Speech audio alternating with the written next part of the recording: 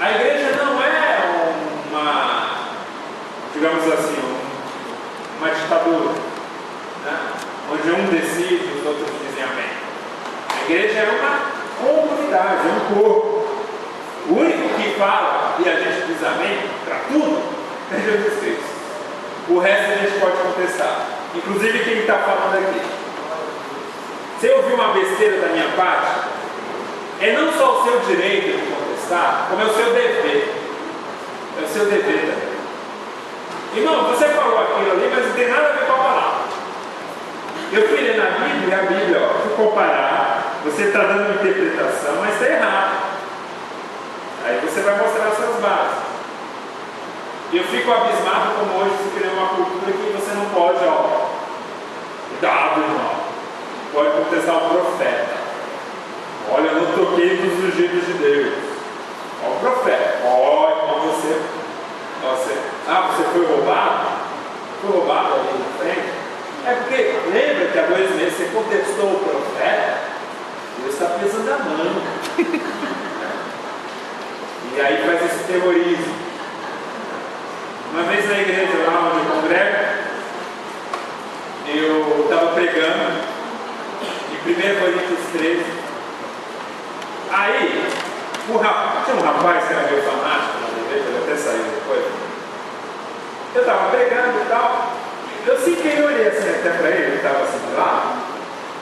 E eu vi, ele estava com ódio muito grande, ele estava assim. Ele estava odiando a minha pregação. Aí ele se levantou em profecia, isso em 2007, em profecia, e falou: eis que o Senhor te diz, você está pregando heresias no público. Aí todo mundo parou, né? Eu lá parava e ele falando isso. E você em breve vai morrer e vai para o inferno. Aí, irmãos, eu fiquei mal. Não porque eu acreditei na bobagem que ele falou. Não.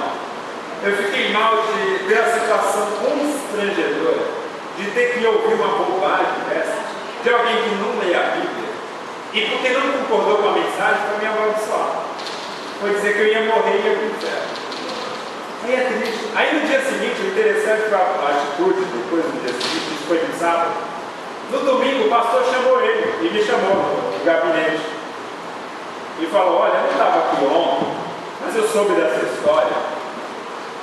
E eu soube que você falou que o Gutierrez pregava heresias e que ia para o inferno. Aí o pastor me perguntou: Gutierrez, onde você pregou? Eu abri o texto. Aí o pastor falou: olha, por favor, me mostra no texto onde que o Gutierrez pregou heresia. O pastor foi muito sábio. Aí esse rapaz falou: pergunta para Deus que ele responde. Pergunta para Deus que ele responde. E é assim a atitude de muitos evangélicos. Eles acham assim que tem um canal assim direto com Deus, que não é mediado. Há uma mediação entre Deus e os homens, que é Jesus Cristo. E Jesus é o verbo é a palavra. E a mediação se dá pela Bíblia. Pela Bíblia. E pela Bíblia que nós vamos falar com Deus. Para com essa mania de querer ter um contato assim. Às vezes eu vejo gente tão íntima assim de Deus. Uma vez eu estava no culto assim, o cara falou assim, né? Aí fala, papai. Sim. É isso mesmo. Coisas ridículas. A Bíblia não ensina isso. A profecia ela não precisa desse espetáculo. Eu acredito sim em profecia, claro que eu acredito que eu sou pentecostal. Se você não acreditar, você não estava na Assembleia de Deus. É claro que eu acredito. Mas eu não preciso desse espetáculo, não. Eu preciso de centralidade sim, na palavra. E que a profecia venha até de maneira discreta. E que a profecia venha para edificar a igreja. Não para fazer espetáculo. Não para fazer o valor. Não para fazer, olha como eu sou espiritual, olha como eu tenho contato, ó, Deus fala comigo até no WhatsApp.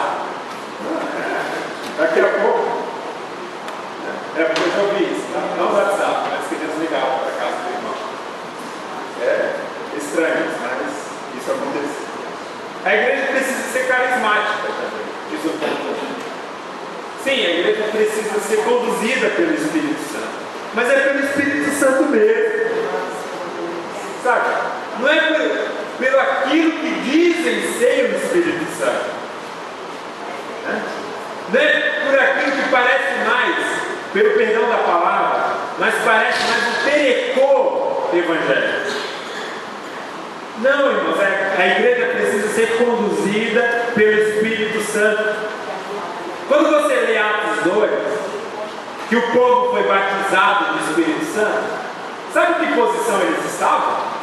Lá no original grego, que no português isso não fica claro, mas quando você lê no grego fica. Eles estavam assim rodopiando, dando cambalhota, mergulhando debaixo de banco. Estavam fazendo isso? Não. O texto grego diz que os 120 estavam sentados. Não estavam nem de joelhos. Estavam sentados quando receberam a plenitude do Espírito Santo e começaram a falar em nova língua. Irmãos, não é a posição, não é o rodopiar que vai trazer a presença de Deus. Você pode estar sentado agora, ouvindo e ser batizado no Espírito Santo.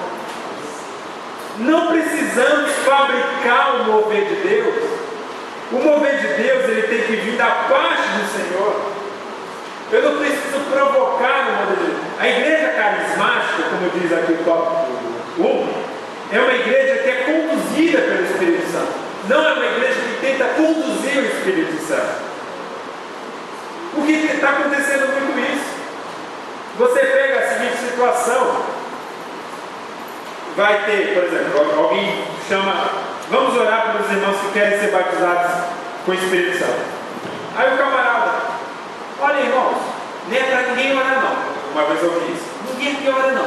É só para dar glória. Só para dar glória. Onde está escrito isso? Onde que está escrito na Bíblia que para ser batizado no Espírito Santo não é para orar, é só para dar glória? Onde que você aprendeu isso, camarada? Onde? Me mostra um texto na Bíblia que, olha, existe um método para ser batizado no Espírito Santo. E esse método é dar glória. Aí você pode, eu não fui batizado. Começa a enrolar a língua. Que isso? Isso é querer conduzir o Espírito Santo e não ser conduzido por ele. Porque o Espírito Santo, quando conduz realmente uma igreja, ele vai conduzir para o equilíbrio. Sim, para os dons espirituais. Sim, para o batismo no Espírito Santo. Sim, tudo isso vai ocorrer. Mas não para virar uma verdadeira, digamos assim, baderna. Não. É para virar uma edificação, como um princípio de 1 Coríntios 14. Tudo isso é para a edificação da igreja. Não é para alguém chegar ali na porta, bando de louco. Parece o show mais louco do Rock in Rio. Não, é para a gente centrar. Igreja do século XXI. A igreja,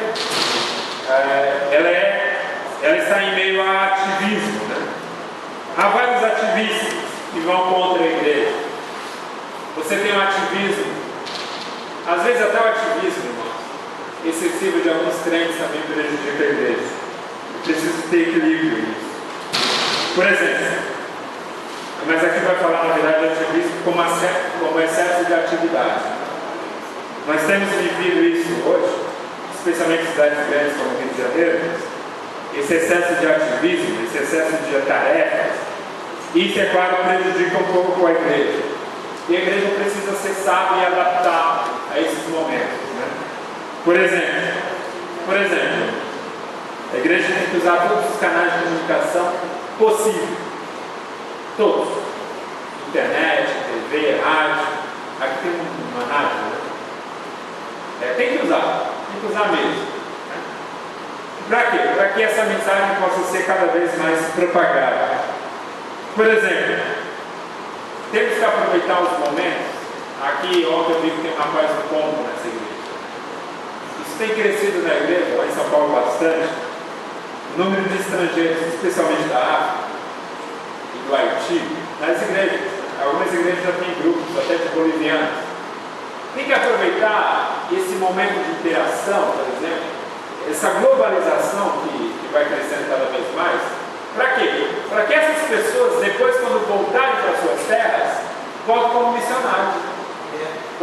pessoas que vão levar o Evangelho, que aqui aprenderam e que esperam que aqui aprendam, né? Para que levem e quando voltarem seus caminhos. Uma hora vão voltar, né? Uma hora querem voltar.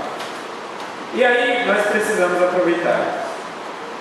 Temos um outro desafio, que é a multiplicidade de denominações. Os sociólogos falam que nós estamos vivendo um novo processo na igreja evangélica, que é a figura do trânsito religioso. É o evangelho, que ele não tem vínculo com uma igreja. Ele hoje está aqui na escola dominical. Aí à noite você procura ele não está mais. Onde ele está? Ele está lá na Universal numa campanha. Né? Aí no domingo que vem ele está numa outra igreja lá na Plenitude com outra campanha. Aí no outro ele está buscando milagre em outro lugar. Aí depois ele vai não sei aonde lá, porque ele ouviu falar que lá tem um pregador que é bom. Aí depois ele vai não sei o que, porque ali tem um show. Aí você congrega onde? Onde? Não, é por aí. A congregação dele é por aí, né? Ele vai ir. Isso tem crescido cada vez mais. E tem um outro processo que está crescendo também no meio evangélico, que é a figura do desigrejado. Eu sou evangélico, mas eu não congrego. Lugar nenhum. Por que, irmão? Por que você não congrega? Não, porque a igreja está cheia de gente falsa. Aí dá vontade de falar, tem lugar para mais um? Vem, pode ir. Esse povo assim, né, que quando a igreja, não, eu não vou congregar, porque a igreja está cheia de gente defeituosa. Nossa, que descoberta incrível, né? Que descoberta incrível, porque Jesus disse que veio para quem? Para os sãos? Não, veio para os doentes. Aí eu fico olhando, esse povo é tão puro, esses desigrejados, que eles não seriam discípulos de Jesus. Porque entre Jesus, tinha lá um camarada chamado João. Sabe qual era o sonho de João? Era estar lá no cima, assim. Ele queria, Jesus, quando você chegar lá no seu reino, eu quero sentar na sua direita. João queria ser o cara.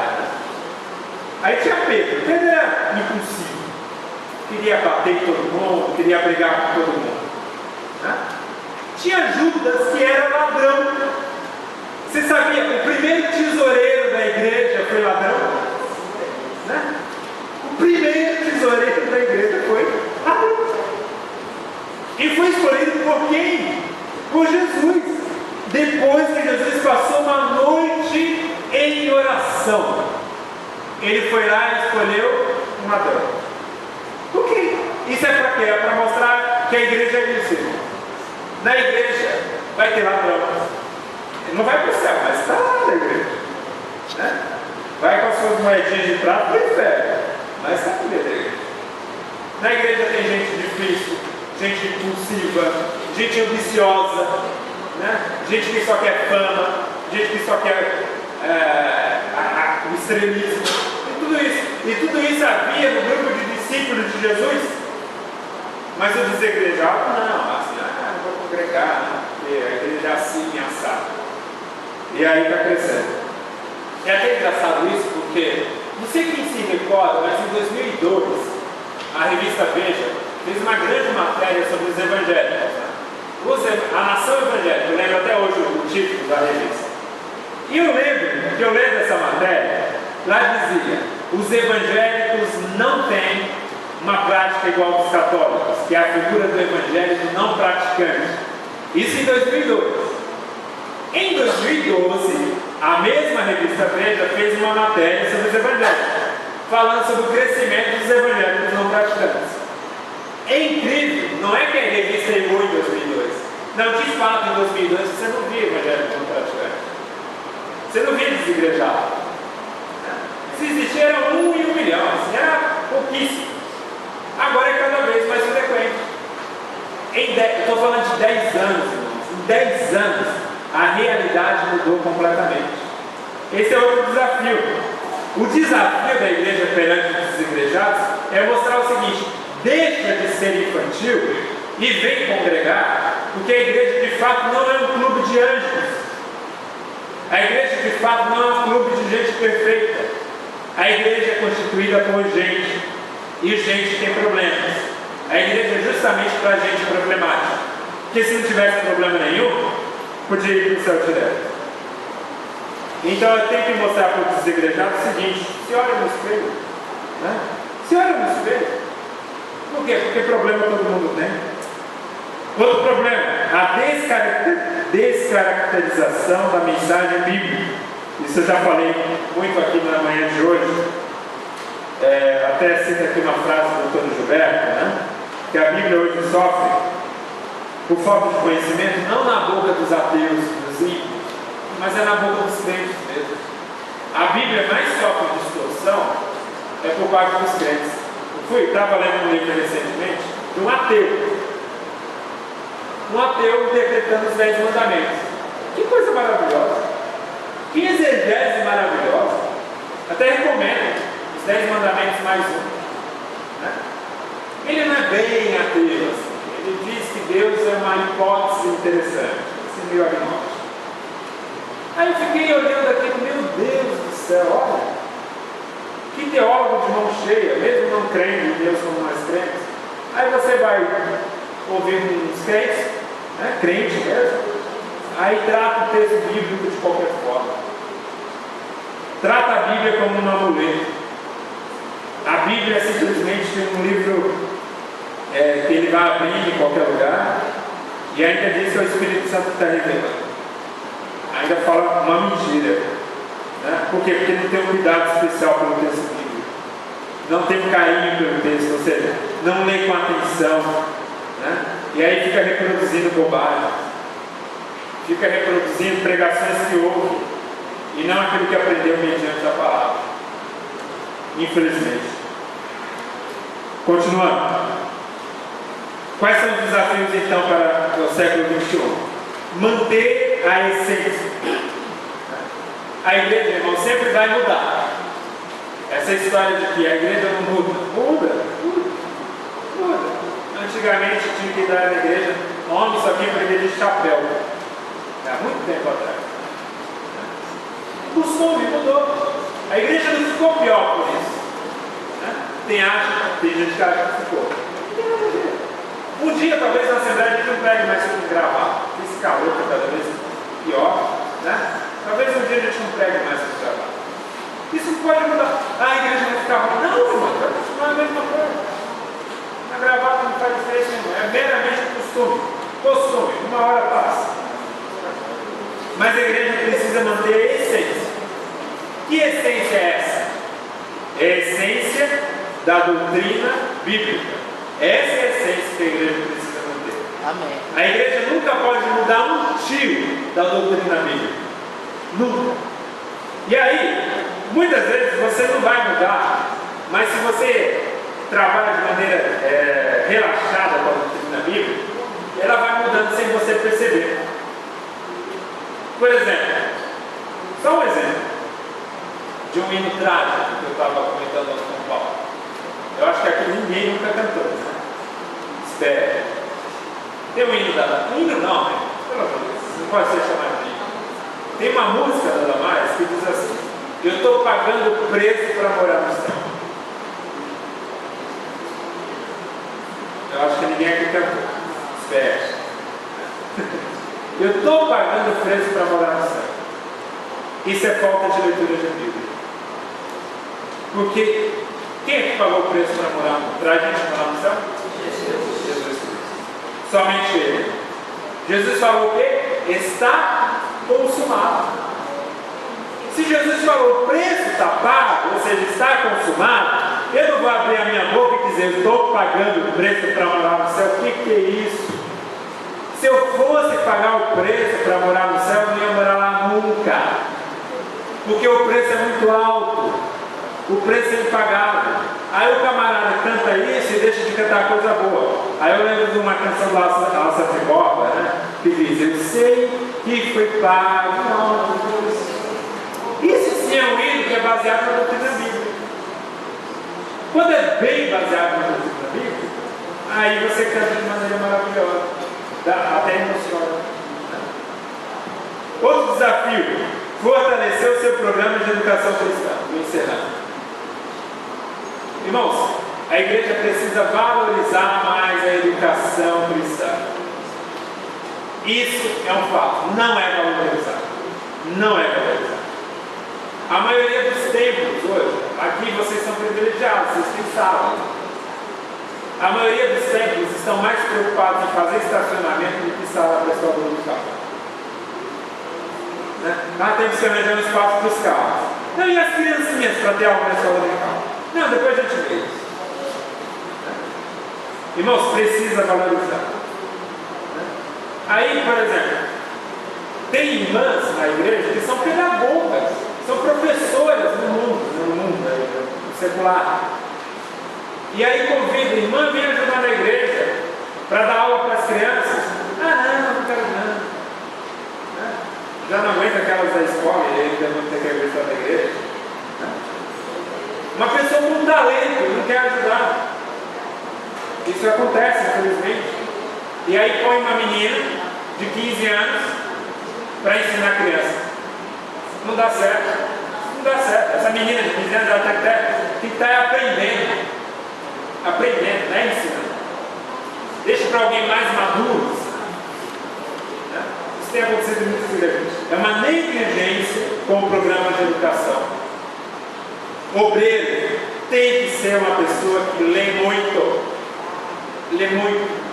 E aí lê de tudo. Para estar bem preparado. É saber. Por exemplo, quem aqui já ouviu? Quero que levante a mão, por favor. Quem aqui já ouviu falar na teoria de gênero? Alguns. 5 pessoas? Por exemplo, a teoria de gênero é uma teoria que diz o seguinte: não existe homem e mulher, tudo é invenção da sociedade. Não,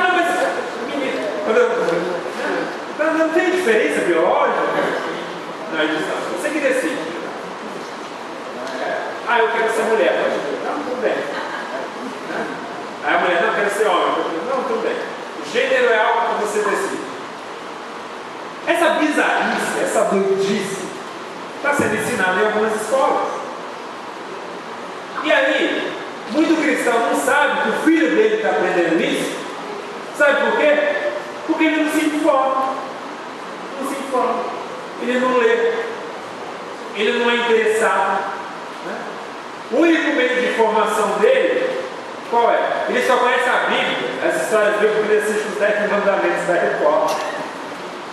Aí conhece. Eu achei engraçado, estava mudando de canal, eu parei um pouquinho, eu vi que uma dos personagens, me corrija se eu estiver errado, parece que o nome dela é Carol, né? Não sei, parece que tem uma pessoa. Eu ouvi pelo menos esse nome. Meu Deus, eu ouvi isso mesmo, Carol. Carol é um nome anglo-saxão no Egito. Achei uma coisa bizarra, né? Mas é assim, muitos meu meio de informação é isso, é a TV. Né? Não lê, não está preparado, não valoriza a educação. Muito se fala que a educação no Brasil é ruim por culpa do governo. Eu detesto esse governo, detesto mesmo. Mas a educação no Brasil não é ruim só por culpa dele, não. A educação no Brasil é ruim também porque o brasileiro não valoriza a educação. Essa é a verdade. O brasileiro financia carro em 60 meses, mas não financia a faculdade. Mas não financia uma boa escola para o filho. O carro, tudo bem, opa, onde eu assino? Cadê o gerente lá para me ajudar nisso? Mas financiar um curso? Não posso. Não dá. É muito longe. É muito tarde. Isso, aquilo. É a preguiça mesmo. Essa é a verdadeira. A gente precisa ter esse desafio. Outra coisa, para encerrar: não abdicar da sua identidade bíblica. Temos uma identidade. Sim, vamos mudar quando for necessário. Sim, vamos nos adaptar. Sim, mas nunca perder a nossa identidade. Que identidade é essa? Volto a repetir: é a identidade doutrinária. Doutrinária. Eu não posso renunciar a nenhum momento. Por exemplo, está crescendo, digamos assim, digamos que você queira se envolver no movimento ambientalista. Você acha que o mundo está para acabar mesmo e vamos cuidar da natureza. Ok, amém, glória a Deus. O cristão tem que se envolver, tem que se preocupar com isso. Mas você não pode perder a sua identidade bíblica. Por exemplo, o camarada ele se envolve tanto com movimentos ecologistas, e aí ele passa a falar em mãe terra. Não, porque a mãe terra, se a gente não cuidar dela, ela vai nos punir. Que isso, meu amigo? A mãe terra virou um Deus? Vocês estão entendendo? Não há problema eu me envolver no movimento ecológico, mas eu não posso perder a minha identidade bíblica, porque na identidade bíblica o único Deus que existe é Jeová. A mãe terra não é Deus. Que história é essa que a mãe terra vai me punir? Ela é Deus agora? Ela é uma pessoa? Você está personificando o planeta Terra? Aí tem gente que se envolve e isso é uma forma de idolatria. Só um exemplo. Eu vou me envolver, por exemplo, com política.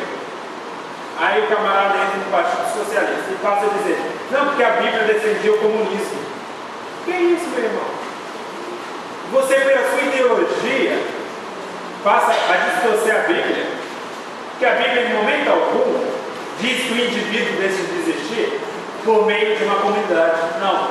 A Bíblia diz que ela compara a igreja com um corpo, com muitos membros. Não é um corpo com um membro só, como a ideia do comunismo. Comunismo é você estar abdicando da sua própria individualidade em nome da coletividade. A Bíblia não ensina isso. A Bíblia ensina a comunidade, não é coletividade. São coisas completamente diferentes. E aí, então, ok, vou me envolver com política partidária. Mas tome cuidado. Não vá perder a sua identidade bíblica. Eu vou me envolver com isso, com aquilo. Vamos manter.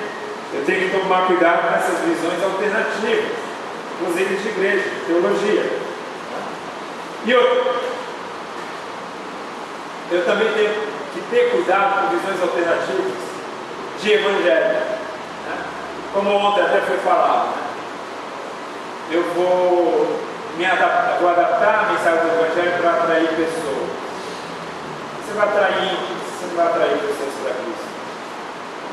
Eu tenho que tomar cuidado do evangelho, eu não tenho que abdicar de nenhum tio do evangelho. Eu não tenho que, eu vou adaptar a mensagem do evangelho para quê? Para que seja mais suave, mais tranquilo. Eu não vou pregar mais contra o pecado. O verdadeiro pregador do evangelho, ele prega todo o conselho de Deus. Todo o conselho de Deus. Eu preciso estar preparado. Amém? Eu queria abrir aqui para perguntas, se alguém tiver uma pergunta, uma dúvida sobre a revista como um todo, sobre a lição de hoje. Alguém tem pergunta? Nada? Achei interessante quando o senhor falou a respeito da pregação voltada para o evangelismo. Isso foi uma forma totalmente de mundanismo. Isso entra de maneira tão fácil que acaba contaminando e todos conseguindo esse tipo de procedimento. Como se fosse também pregar mensagens que agradem o coração. Isso é importante enfatizar, porque você vê o seguinte: a igreja, ela acha que isso é natural, hoje em dia, infelizmente. Até, eu estava brincando, né? Hoje em dia, eu às vezes sou convidado para uma igreja, aí a pessoa fala assim no final: eu fui convidado para pregar. Aí, como eu não prego essas coisas, aí a pessoa, em forma de elogio, diz no final: irmão, você é muito do seu estudo bíblico. Aí eu falo: não, mas eu não dei estudo, eu preguei. Porque para essa pessoa, pregação é isso. Pregação é prometer prosperidade, pregação é gritar, pregação é falar que Deus vai te fazer vencedor, Deus vai te levantar, Deus vai te colocar lá em cima.